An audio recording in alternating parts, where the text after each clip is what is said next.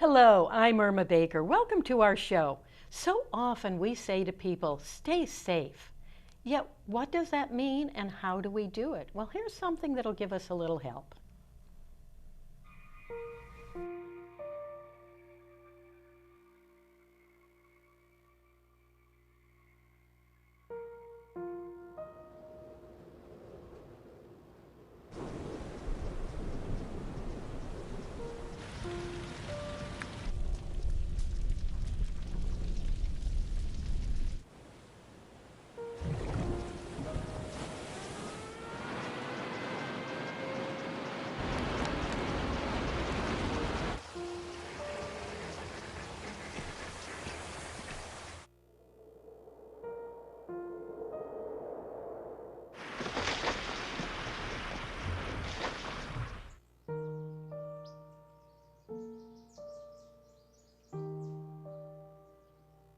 Don't wait.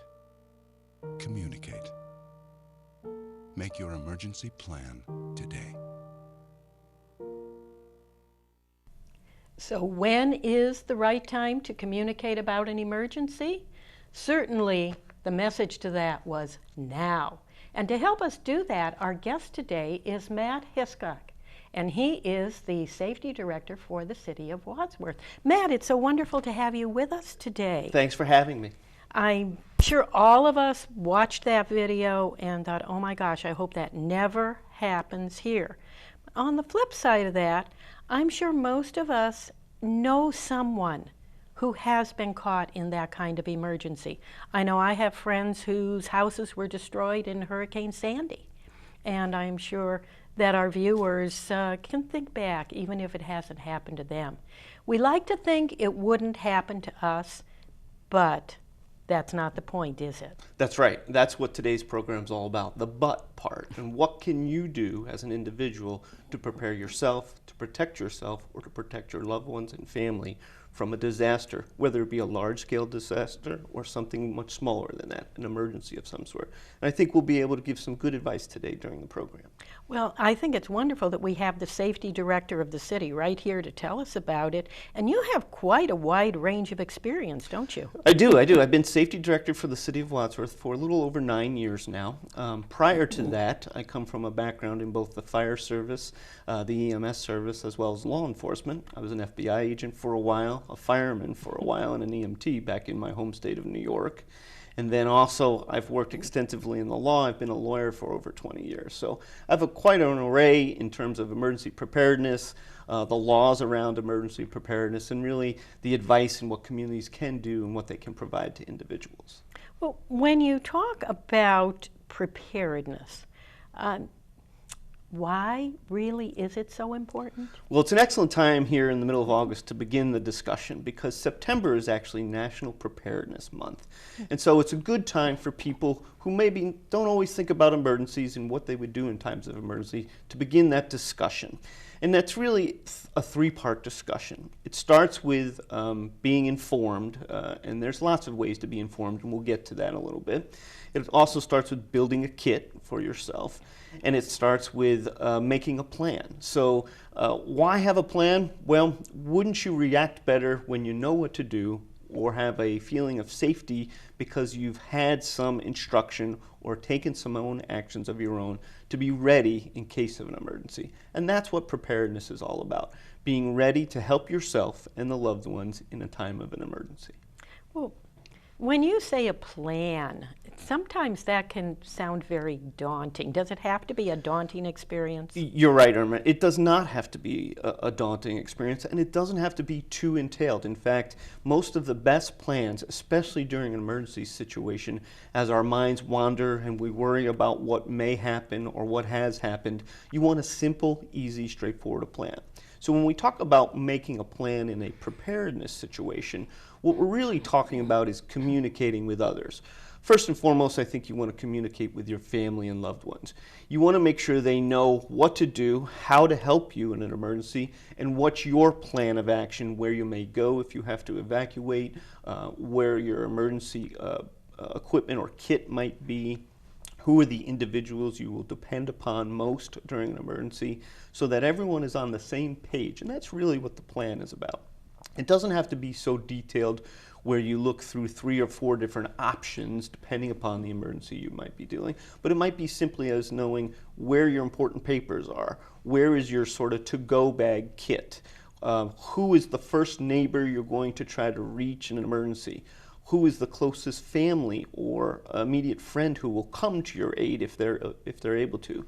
What emergency services are you need? Are you dependent upon electric service? So if there's an electrical outage based upon some emergency, what will you do for the backup equipment? How can someone who might be coming to help you with that emergency? So a plan is very simple guideline and instructions and outline of what you're going to do. The most important reason to talk to others is to communicate that they know what you're going to do too, so that there isn't this sense of fear, I can't reach my loved one, or I don't have the ability to communicate because the disaster has knocked out normal forms of communication. They know there's a plan in place, they know what you're going to do and how you're going to do it, and they know that hopefully you have the ability to last about 72 hours or 3 days in terms of any emergency.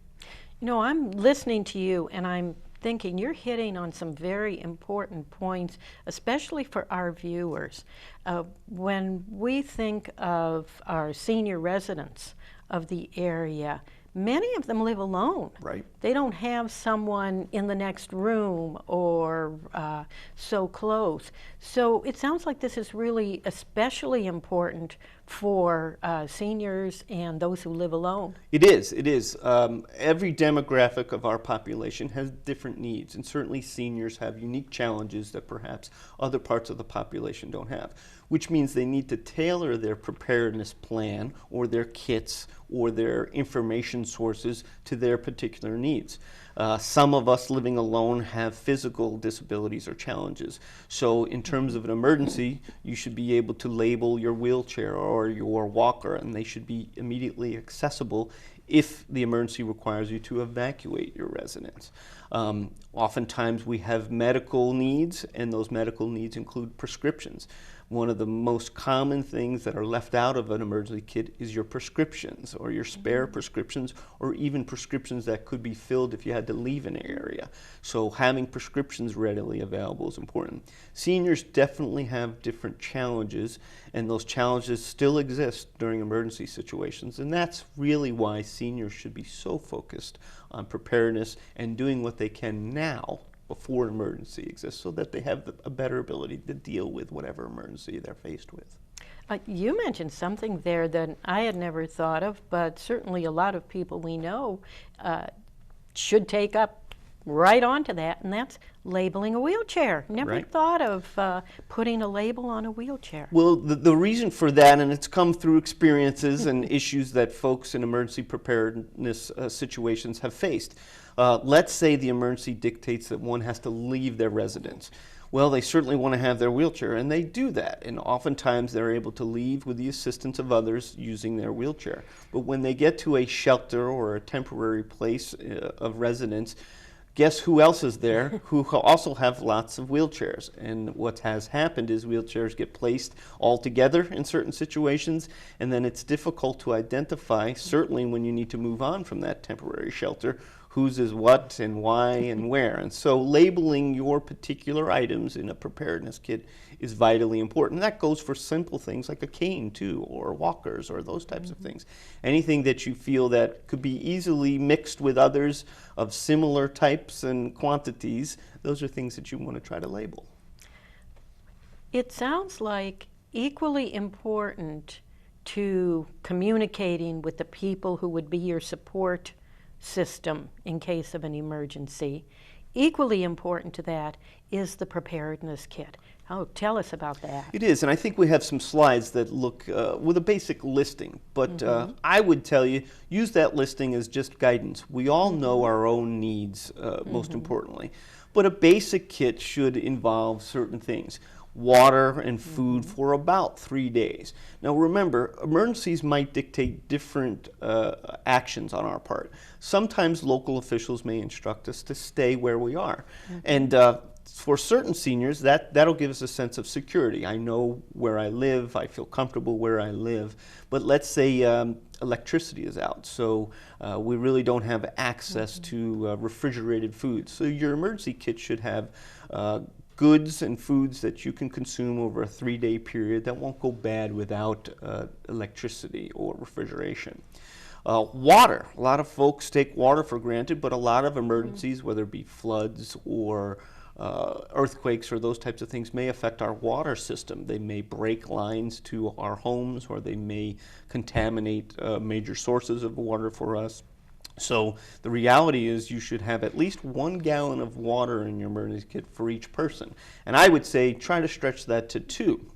And oftentimes, I know very important in my house, we forget about some of our 4-legged friends, and many seniors have pets. So you also want to make sure that you're prepared to have food for them for an emergency situation, but also water. Obviously, our pets rely on water just as much as we do as humans, and so the reality is you want to plan, and I think, personally, my guidance would be you can never have enough water. Then there are other important items. You want to be able to have a battery-run flashlight in case we need or we have problems with electricity or power. You want to be able to have some form of communication, probably a radio maybe. Let's say our TVs are out or our signals are out. Radios that are battery operated are extremely important. Backup batteries are important in your kit. So a kit should really be tailored to your own needs, but there's a good basic listing in some of our slides today of that. And then we have some additional items that if you really want to move forward and go the extra mile, you want to have some of the additional items on our listing. And those really talk about more entailed items. Some of the prescription items I talked about, you know, something that happens often is we have eyewear needs and sight difficulties. So we want to have a backup pair of eyeglasses in our kit, and certainly maybe a prescription if in case our eyeglasses were misplaced. We want to have our important documents. Obviously, having your important documents in a time of emergencies are only going to make things easier for you as you work through a process of being perhaps temporarily evacuated or having additional needs. So building that kit's an important part of preparedness. Well, other than like medical insurance cards or driver's license or photo ID, are there other documents that people should be including in these in a preparedness kit? Irma, that's an excellent review of some of the important documents that I know folks are called upon to use in that. But you know, life insurance documents about emergency contacts is probably the most important part. Emergencies can be confusing. Differing up our normal pattern, having us forced to leave our homes, what we know and enjoy and feel comfortable with, can cause confusion for the best of us. And so having that emergency contact list of family, friends, doctors, folks that might be professionals that you use, that emergency contact list is a primary important document to have in your kit. Sometimes we don't always think or can't recall phone numbers or even recall who our primary physician is. Having that emergency contact list is vitally important. We don't always remember in this day and age of cell phones and a lot of folks not having home phones. It's tough to remember numbers because they're always in our cell phone. Having that listing, that written listing of emergency contacts, vitally important document to have. Oh, very good point. People do rely so much on smartphones. Technology now, in general. Technology, but Right. What happens when you can't charge the phone? That's right. And That's then right. Gone. Excellent point to have in your kit. Chargers, to have additional charges, because where we may be out of power, but where you're hopefully going to a temporary shelter would have power. So it has an ability to charge your important pieces of technology. Looking at an emergency preparedness kit, I mean, we're talking about really an array of items that goes into that. In your experience, you've been in fire, you've been a fireman, you've been in law enforcement, FBI, all these different things. So you have seen a lot of emergencies. What do you feel is the biggest regret that you hear afterwards from people? I think first and foremost, really the basis of our program today is people did not take the steps prior to an emergency to help themselves. Let's face it, emergencies come in a lot of different forms, and our safety forces in our community train to help us in our time of need during emergencies. But the reality is They may not be there immediately. There's going to be lots of folks that we need to attend to. And so we need and depend upon people taking the steps themselves before an emergency happens to protect themselves during an emergency. So I think the first and foremost regret that I have come across often is that people didn't have a preparedness plan. They didn't have a kit ready. They weren't knowledgeable about where to stay informed during emergencies, or who to talk to during emergencies, or who to try to even get information from during emergencies. So that's a major issue. I think some of the other issues, when people did take steps to have a kit, they really hadn't looked at the kit in years, and so certain items had gone bad. Batteries were no longer good. So they had the flashlight, but they didn't have the ability to use the flashlight. They had the emergency battery-operated weather radio or simple radio, but there were no batteries in it, or they had forgotten to replace batteries. So it's important that the kit is reviewed, I'd say on a 6-month basis, so that you put fresh water in your kit and take out water that's been there for maybe 6 months. Look at the batteries, exchange the batteries out of it. Make sure that every part of your kit is operating. Change it. Our lives change. I may get a new prescription this week. I want to make sure that I add those prescription items to my emergency kit. My eyesight might change, so my prescription lenses may change. So I want to make sure that I have the most up-to-date, accurate information and supplies in my kit. Those are some of the common issues that I've seen and experienced during emergencies for folks in their preparedness planning.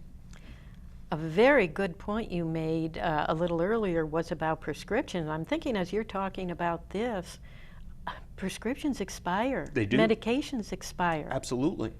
Absolutely. And those things in our kits expire. And you're absolutely right.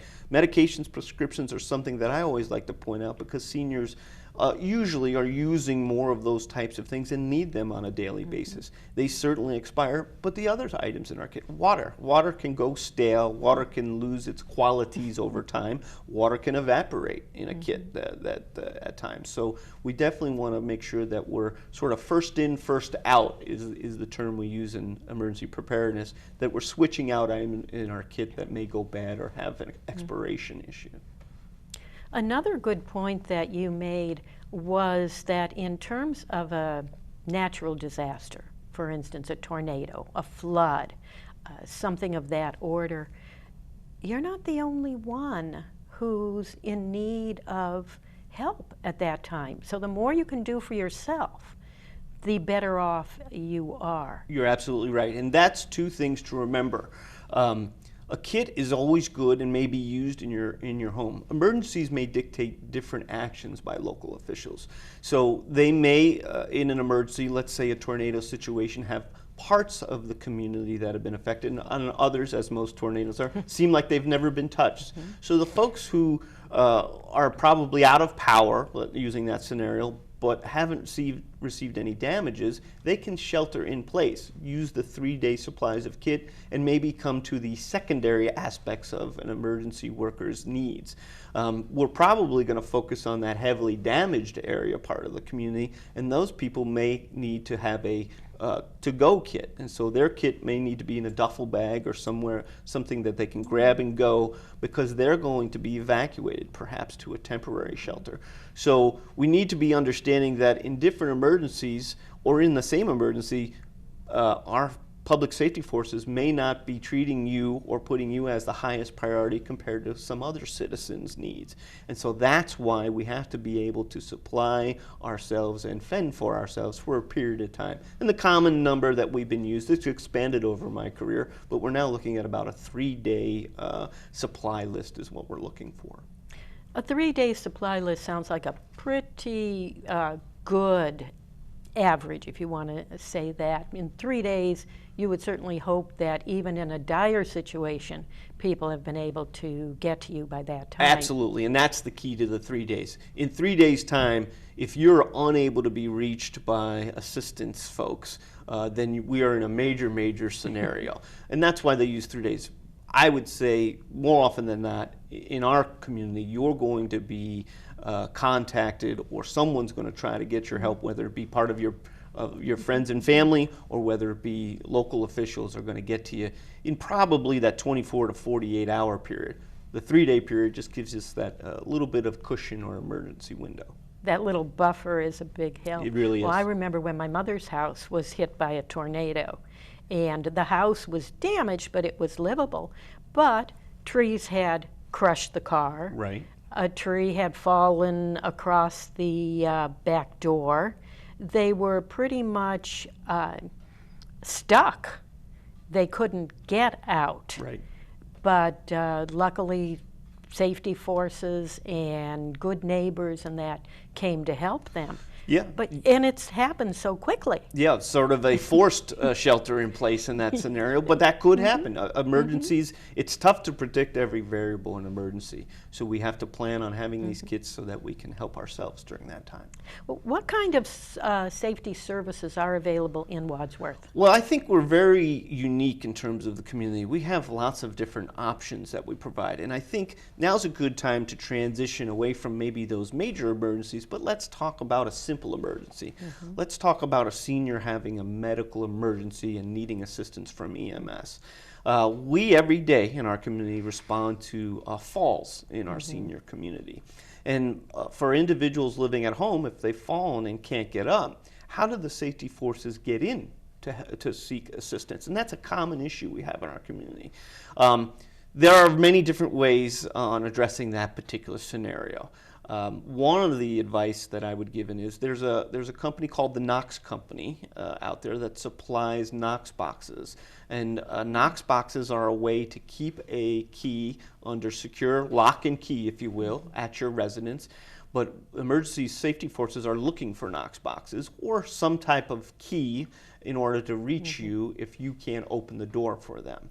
That prevents us from having to force doors, cause damage to your property, those types of things to get in to help you. So Knox boxes are an excellent idea, but they're not the only way to have an emergency key on hand. I think we all grew up with our own family needs and emergencies. We knew where keys were, and the safety forces will assist in some of those things. One of the advice that I give, pieces of advice that I give to seniors is we have a system in our dispatch center where you can call and let us know where perhaps you have placed a key or what strategy you would like us to use to seek entry at your particular residence if you're unable to get to the door. And we have lots of folks who subscribe to letting us know how to get in there. So the Knox box system and helping us gain entry to your home when you maybe can't make it to the door is an excellent area.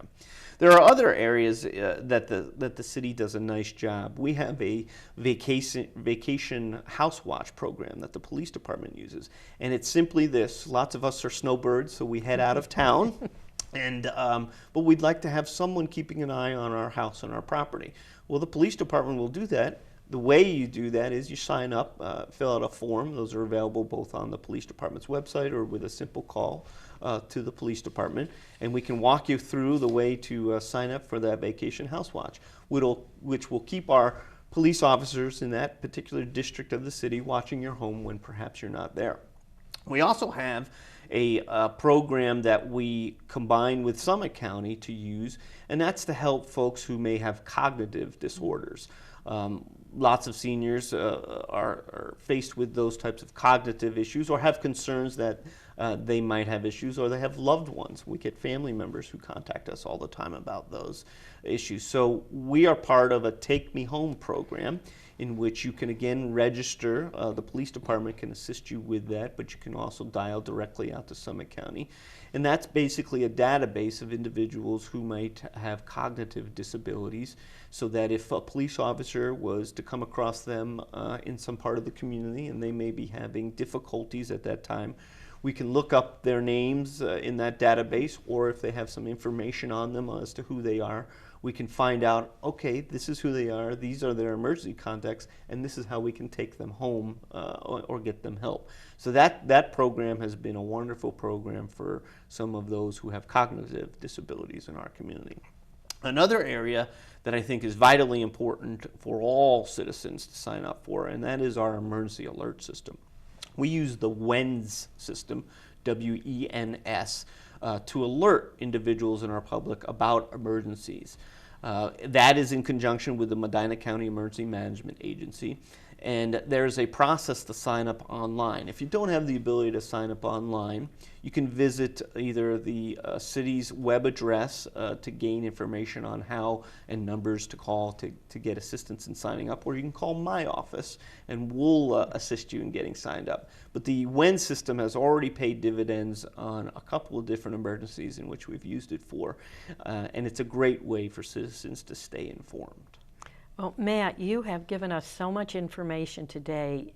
I'm just boggled by it, and it's all so helpful. I hope this has been helpful to all of you, and that you will get together right now and get that emergency kit, get that communication done, because it's all for your benefit. So thank you so much for tuning in today. Thank you, Matt Hiscock, for being with us today, our Wadsworth Safety Director. And I'm going to say to all of you, stay safe.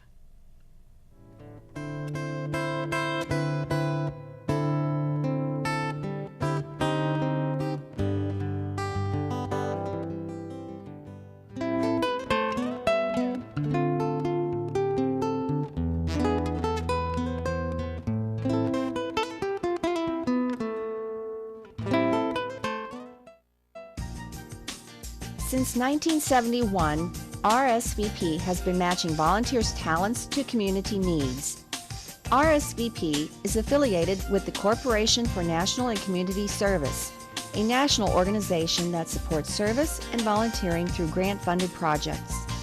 Volunteers organize neighborhood watch programs, tutor children, renovate homes, plant community gardens, assist victims of natural disasters, and serve their communities in many other ways. RSVP offers maximum flexibility and choice to its volunteers as it matches the personal interests and skills of Americans 55 and older with opportunities to serve their communities. If you're interested in adding more meaning to your life and improving the lives of others, please call 330-253-4597, extension 166.